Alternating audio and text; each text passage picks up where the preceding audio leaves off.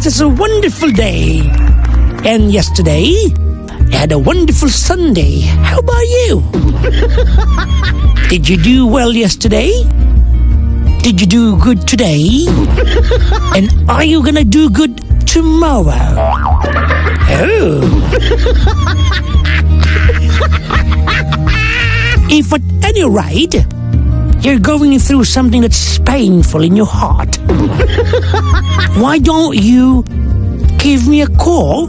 And the number I already mentioned to you. The number is 7001-7949.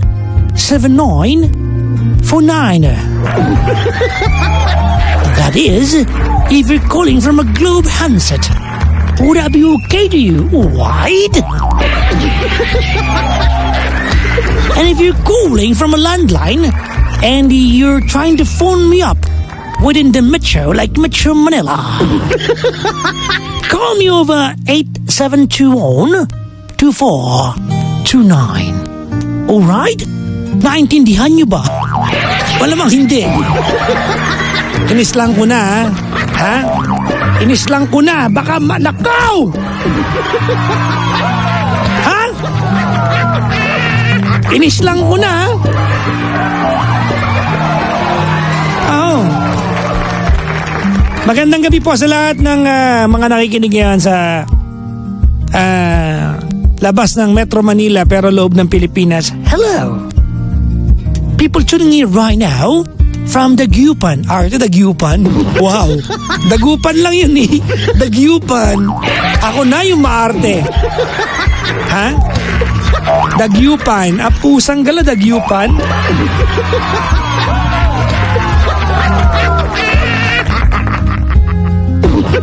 And calling from people listening right now from Davao. Dapat iwala yung Davao. From Cebu. Di ba pag Amerikano, Cebu? Hindi Cebu, di ba? From Cebu. Ay, Naga. Naga. Naga lang yun eh. Ha? Ano? Ha, Tolits? Ha? Nakakaisang caller pa lang sa Tolits ngayon. Sabi mo ka maganda araw ko araw-araw mga. Alam niyo naman yan, di ba mga pangga? I have a good day every day. May mga araw na hindi maganda araw ko pero hindi mararamdaman yan. Oh, di ba? Dahil masaya ako lagi pa magkakasama tayo. Pero kung hindi niyo napansin mga pangga, may singaw po ako sa dila 3. Kaya nag-British ako kasi mabubulol na naman ako talaga.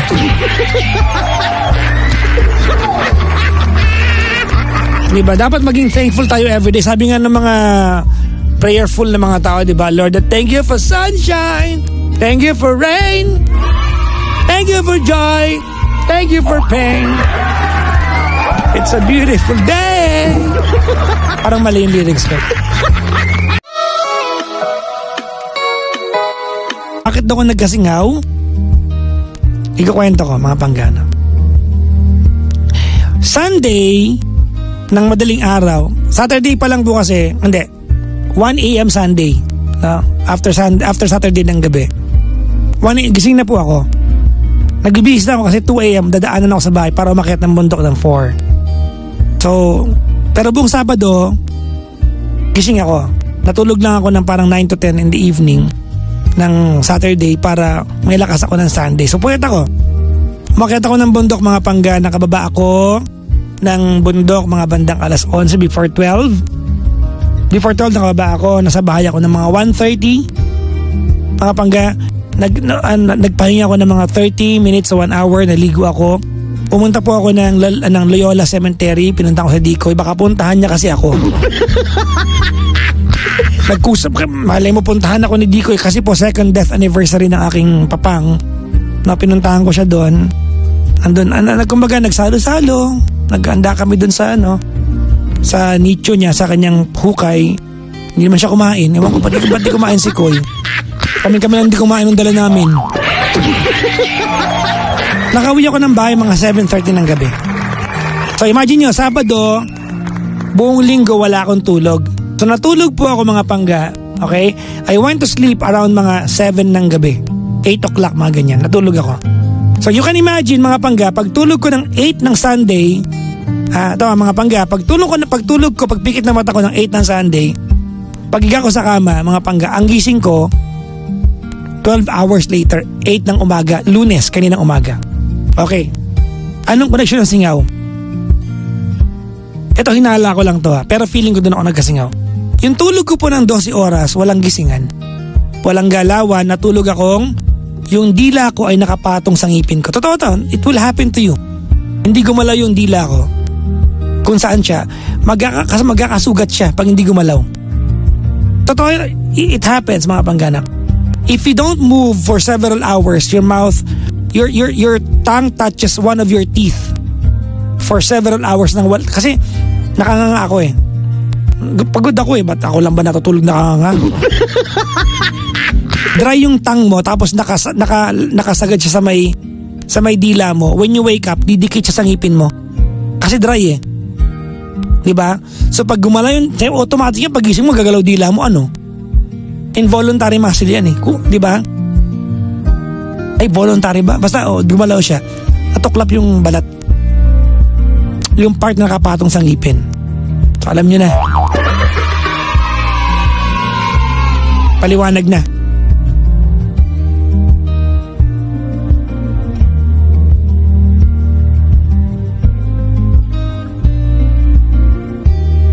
Kaya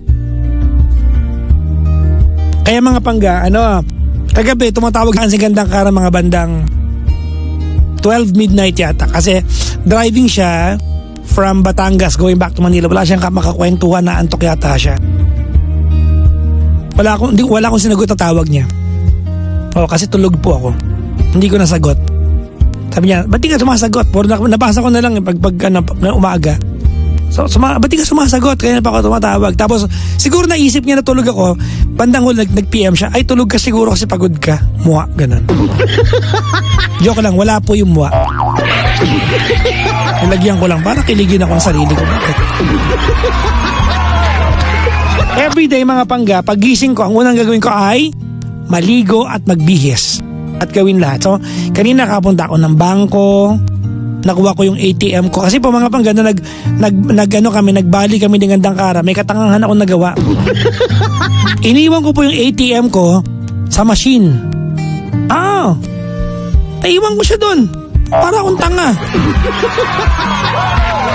Naiwan ko yung ATM sa machine mga pangga, kaya nawala, pina-replace ko. Nakuha ko kanina, nagpunta ako ng East West Bank. After ng East West Bank, nagpunta ako kay Doc Clarence. After Doc Clarence, nagpunta ako ng opisina.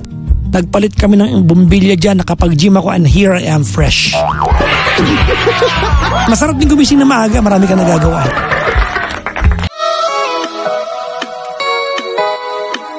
Alright mga pangga, si Laura ng Manila, binubola ko kayo. Si Laura muna, kausapin natin. Laura. Hello. Hi, Papa Jackson. Good evening. Have you called before? Oo nga. Sabi mo, tumawag ako rin. Kapag gano'n. Pinatawag kita ulit. Naalala ko kasi, di ba tinanong kita kung alam mo yung Think of Laura? Opo. Yan. Ano sagot mo sa akin? Dati, tumawag ako sa kabilang radio dati. Tapos, yung kuya ko nabalitaan, nasa Qatar. Chismis, bakit daw tumawag ako sa iyo? Wala, lagot. Baka maulit. Tumawag ka nung nasa kabila pa ako? Oo, tapos ngayon tumawag ulit ako. Pinatawag mo hindi ko yung caller ko nung nakaraang... Ako yun. Pinatawag mga ako ulit eh. Okay. Laura from Manila. Tama, no? Apo. Saan ka sa Manila ulit? Kalawag, no? Alam ko magaling ka, kabisado mo lot eh. Naging driver ka dati. Hindi Alam mo, sinabi mo yun dun sa kabila. Surveyor lang. Charot. Wow. Saan ka sa Manila? Kala mo naman, napakalit na Manila. Kala mo naman. Huwag na po pa joke sa mamaya, madami nakikinig eh. Hindi ako sikat. Wala nakikinig sa akin. Hello. Hindi nga ako best DJ madalas eh. Wow. Low-key yabang. Very low-key. Di ba tumawag ka sa amin nung Friday? Thursday. Okay. Wait lang, patayin ko lang yung nag-sound trip ako. Di ba birthday ko ngayon? Patayin mo yung radyo, yung TV lang. Wait lang. Aircon nyo, kontador, patayin mo na lahat.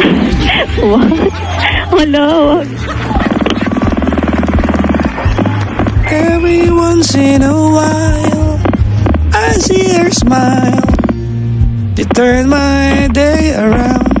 A girl with those eyes can stand through the Daddy, yo. lies. See Ay, Daddy. Papa Jackson. Breaking. Hoy. Think of Laura. Laugh, don't cry. I know. Kinanta mo rin yan dati. She wanted. Yun lang naman ang kanta ko. Alam ko na may Laura. Wala na iba. Ano nga yung kwento mo ulit ng Thursday, Laura? Yung ano nga, yung ang taong naliligaw sa akin ng 8 years. Tapos nag-date kami. Nag-date kami na tuloy. Nanliligaw sa'yo ng 8 years? Tapos hindi, parang putol-putol ng communication namin. Di ba kunento ko na yung Thursday? Tapos sabi mo, tumawag ka. Teka lang, nakalimutan ko yung details. Alam mo, may itsura lang ako pero makakalimutin ako. Gan talaga may itsura, makakalimutin. Kapag may itsura? Oo. Ay, gapo ka naman, crush nga kita dati. Sa bagay, tabo nga may itsura eh. Ako pa kaya. Crush nga kita dati. Nung bata ako, elementary ako, sabi ko, gagaling Anak ako ng magbali pusa para... talaga, yan na naman. Wait lang, makinig ka kasi. Yung sa elementary na talaga yun. Oo nga, kasi nga dati sabi ko, ang sexy naman ng boss ng Legion. Siguro, ano nito, ang hot nito. Eh, hindi. Tapos sabi ko, gagaling ako magbali para interviewin niya ako. Nagkatotoo nga, nakakausap na kita. Yun lang, no? Diba? Nangyari yung gusto ko. Oo. Caller ka eh. Ba't makakausap talaga kita, ano? Hindi. At least nakausap. Kasi nga dati, ang daming bumibisita dun, no? Ayoko makapagsiksikan. Charot. Sige na. Anong tatanong ko pala? Ay, ano yung... Sabi ni Ray... Sabi ni, dito, Raymonte pala. Raymonte siya. Yan yung may naliligaw na med student. Oo nga. Ba't niya alam? Siyempre naman nakikinig. Refresh me. Hindi ko maalala yung buong kwento eh. Kasi nga, eto nga. Kasi kinakabahan, wait lang. Diba, naliligaw siya mga 8 years na din. Putol-putol. Okay. Nagkausap lang kami nung namatay yung mami niya. Ay, yung mama ko. 2019. Okay. Kasi wala na ako mama tsaka papa. Doon lang kami nagka-communication. In love nga ako dun sa gusto ng mama ko na anak ng kapitan. Naalala ko barko. Yung kapangalan mo. Oo. In love dun talaga ako in love. Tapos, yun nga. May pagka-playboy. Hindi ako alam mo na. Tapos yung gusto niya, nag-sorry siya. Tapos gusto niya na-in love na. Wait lang. I remember na ikaw yung magde-date kayo kasi birthday mo, tama? Niliver ko siya dapat. Hindi natuloy? Natuloy. Pero 1 hour lang kasi may meeting siya eh. Pusang gala. Para ka nang parang pelikula to na mga nakaraan, di pahingi ng konting pansin, parang gano'n. Kasi yung parang niya. Ika lang, parang kumain lang. Kumain lang kami. Okay, ayun naman talaga din yung gusto ko. Anong gusto mong gawin? Hindi, di ba akala ko manood kayo sine? Ayun nga, manonood kami ng UUAP na cancel. Anong UUAP? UAAP? UAAP. May bagong liga. UAAP. Nahilo na lasing ako. Minamakuwi sa Paris. Baka kaya hindi kayo natuloy kasi iba yung ligang pinuntahan. Hindi. Ano ba yun? Manonood kami basketball dapat. Hindi UUAP. UAPP. Sige, ikaw natama. Sa'yo na yung manonood kami. Nakabili nga, eto nga yung issue ko nga, sabi ko, nakabili na meron na pala daw siyang ticket, tapos akala ko wala pa, kaya sabi ko, VIP tayo, tapos ang binili pala niya, lang, yung lower box, hindi ko alam kung na-open ko siya o what, hindi ko sinasadya, tapos yun, hindi na tuloy, may meeting pala siya, pero okay lang kasi nakita ko siya, ang ginawa ko, pinaghintay ko siya doon sa may, gugulating ko siya, tapos nag-worry siya kasi baka niya wala na ako, tapos binidyoan ko siya. Nag-worry din pala na baka wala na ako to. Mayroon to kasama si Laura na mapantrip, no? Hindi kasi tante pa rin ako sa kanya. Ang daming babaeng laman na. So di ba, saan kayo kumain? Sa Viking? Hindi, doon lang kami sa loob kasi mainit pa eh. Yung parang mga pasta-pasta lang ganun. Kasi para healthy. Healthy lifestyle, Mahirap na magkakaroon sa mga ganun-ganun. Kailangan healthy naman. So, anong issue ko? Anong hinuha? Ano ba sa English ang hinuha? What is your hunch? Gusto kong itanong para what's your hunch? Gusto ka ba niya o hindi? Gusto niya ako kasi busy siya. Tinatanong ko kung kailan niya ako liligawan, sabi niya. Tapos ang dami kong tinanong. Ang topic namin po, sabi ko, gusto ko may tanong personal, yung personal na tanong mo sa akin. Ang puro tanong, abay, tungkol sa politics, sinagot ko talaga eh. Nilista ko, pinanotes ko. So, ang ganda ng mga plano ko. Pag naging kami, mag-vlog kami, tapos mag-iibang bansa kami. Tapos ang tanong lang tungkol sa mga politics, sinagot ko nga isa-isa. Pero nandun pa sa notes. Ano ba yun? Nakala ko naman. Pero in-open up ko sa kanya kung bakit hindi kami natuloy. Kasi nga may gusto pa ako dun sa gusto ng mama ko. Ganun kasi ako yung may basbasang magulang. Dun talaga ako in love dati. Inamin ko sa kanya lahat. Tapos yung best friend ko, umamin din na may gusto sa akin. Kaya parang naging love triangle. Yun, sumakat yung ulo ko. Hindi ko man lang namalaya. Yun. Edi good luck. Ayun nga, sabi nga ng friend kong isa, good luck talaga. Ko Lord, ito na po ba yung right tamang tao? Baka testing lang. Tapos ni-remove ko, sabi ng tito ko, mag-ingat ka ha. Opo, sabi ko. Aww. Tapos ayun nga, na-stress ako. Sabi ko, maghanap muna kaya ako. Kapag-date ka ako sa iba, may nanliligaw pa sa akin. Kaso nga mas matanda naman sa akin. Tapos hindi ko inano, kasi nga siya yung mahal ko. Tapos nag-explain siya, sabi niya sorry daw, nalobat siya, ganyan-ganyan. Hinintay ko siya dun sa mall hanggang 5. Buti na lang naggala-gala ako. Ibig mo, kailan to? Etong Saturday. Ibig sabihin, dalawa dapat kakatagpuin mo nung Sabado? Oo, siya lang, kami. Tapos nakatitig nga siya sa akin ng matagal. Nailang ako, hindi ko kinaya. Tagtakot ako ng tapos kanina, pinapakanta ko sa Paddy's Point. Ay, sorry. Ano ba yun? Na-promote pa. Hindi kita mapapayo ngayong gabi kasi nakainom ka. Bawal dito. Hindi ako nakainom. Kakasabi mo lang. Wala na. Sinuka ko lahat. First time ko ulit eh. Na-stress kasi ako. Nalimutan na naman ako eh. Sabi ko, nalimutan mo na. Kanya busy kasi ako. May meeting ako. Sabi niya, huwag ka na uminom, sabi niya. Sabi ko, try ko lang kasi stress talaga ako sa'yo. I have a friendly advice for you. Ito bago tayo magtapos. My friendly advice to you is that do not force to be in a relationship. Diba? If it's not the time for you to have it. Anong gagawin ko lang? Well, chill. I think ganito you're way ahead of yourself. Ano po?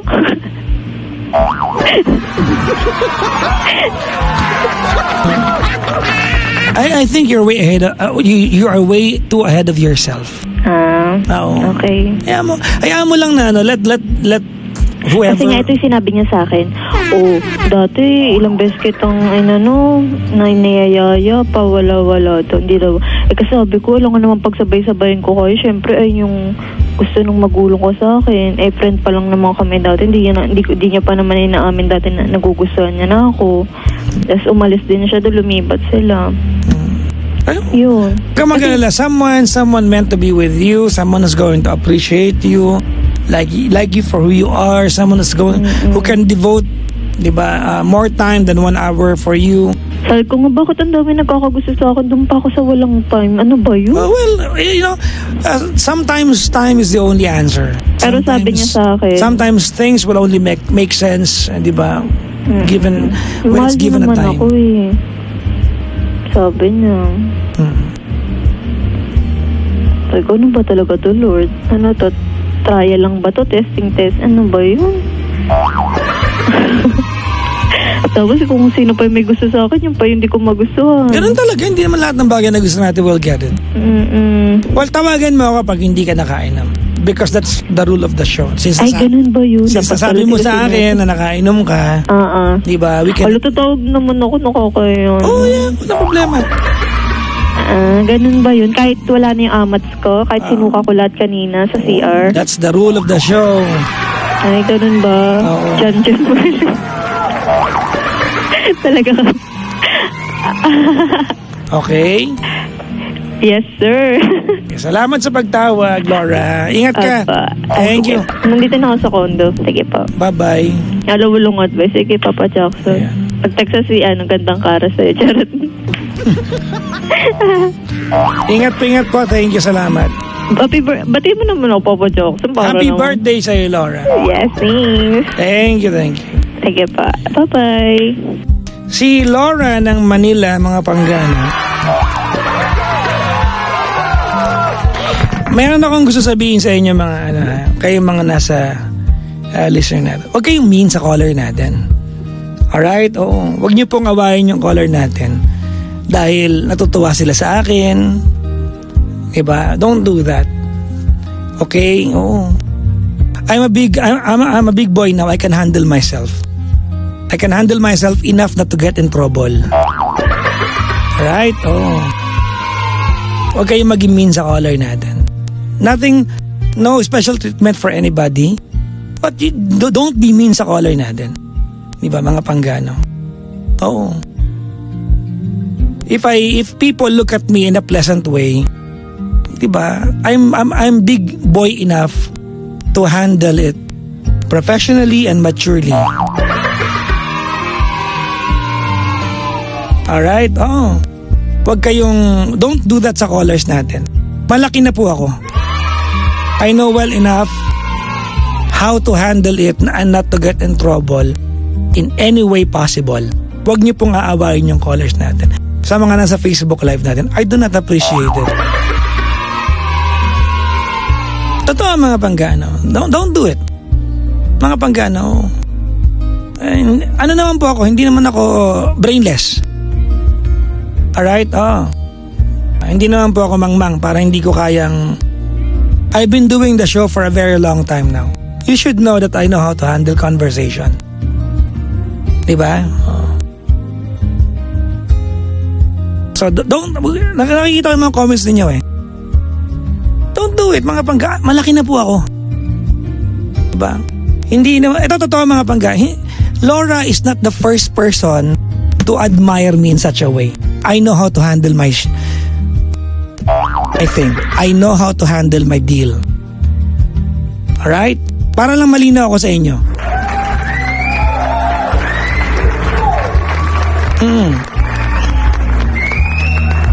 Diba? I read your comments. Oo. Anong gusto niyo ba? Nilalait ako pag ng caller natin? Diba? Oo. I can handle a very mature conversation, mga panggan. Do not go ahead, make comments online, dictate to me how I'm going to handle a conversation I have been doing for a couple of decades now. That's not okay. That is not okay. Mga pangga. Hindi siya okay. No. Ulitin ko, mga pangga. I know how to handle a conversation well enough not to get into trouble. Ganyan kayo lagi. Nag-host ako dati, gumawa kayo ng problema sa akin. Kakantsawan niyo ako sa maling paraan. Don't do that to me. I don't appreciate it. Diba? Malaki na po ako. At kahit sinong caller na tumawag sa atin, mga pangga, I know how to handle a conversation. I am big boy enough. Mga pangga, I'm matured enough to handle it.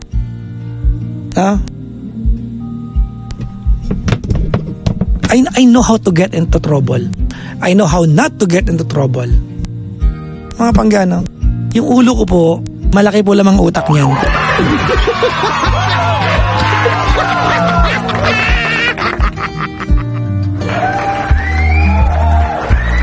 Alam nyo, we have been together for a very long time now. Some callers will not like me. Some callers will like me.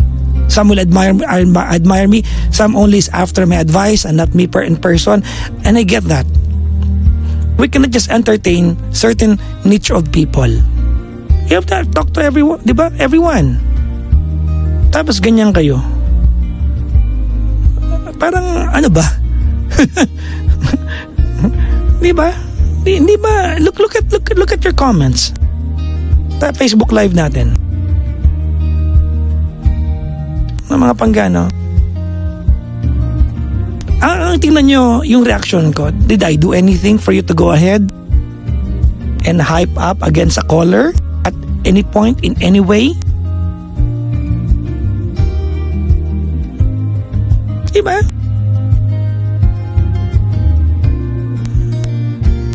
Malaki na po ako.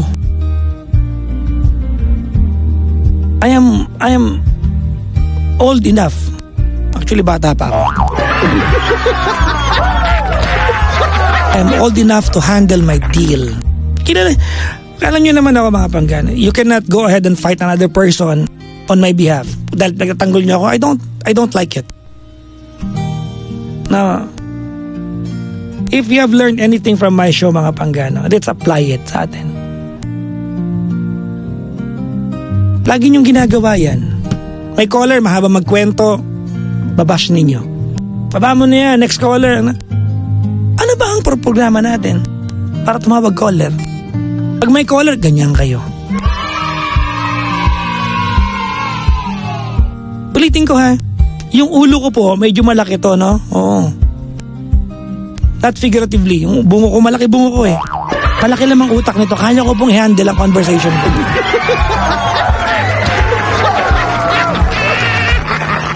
Don't tell me how to deal with the job that only me will do on air. Let's make a deal sa part na yan. Diba? For the longest time, minahal niyo ako sa pagiging prank ako. Hindi ako pleaser sa part na to. Alright? So don't do it again. Don't do it to the caller. Don't do that. Alright? Because it's not okay. Never will be. It's never gonna be okay.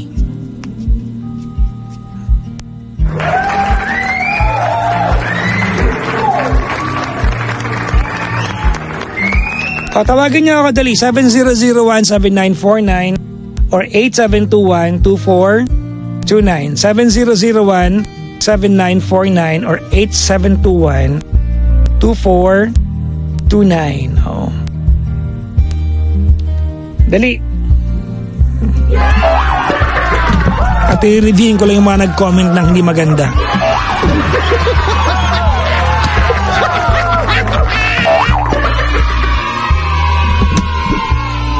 Diba?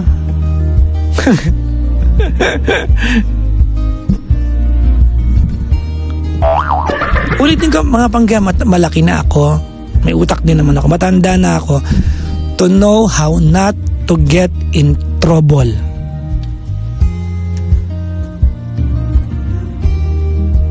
I'm old enough. Diba? 27 na ako. Alam yung edad ko, diba? Diba? We should be able to handle compliments and not get in trouble with it. And buy it.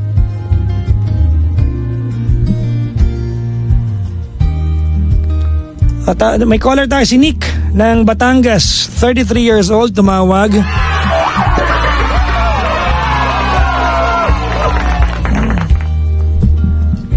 Ay, nako. 7001-7949 or 8721-2429. Totoo bang 27 ka lang? Oo naman. Ayun, 27. Hindi ba nakikita?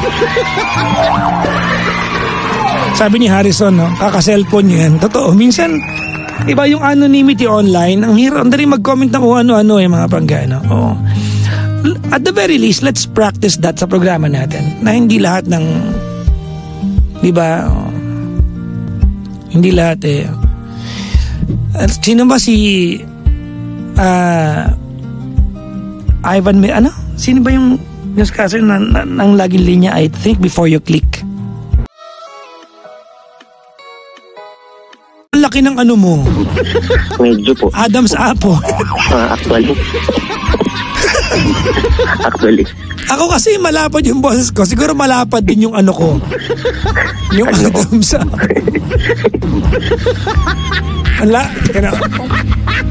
Ang lapad ng Adam's apple ko no? Di ba Nick, no? Nakikita mo ba? Hello? Hello! Hello!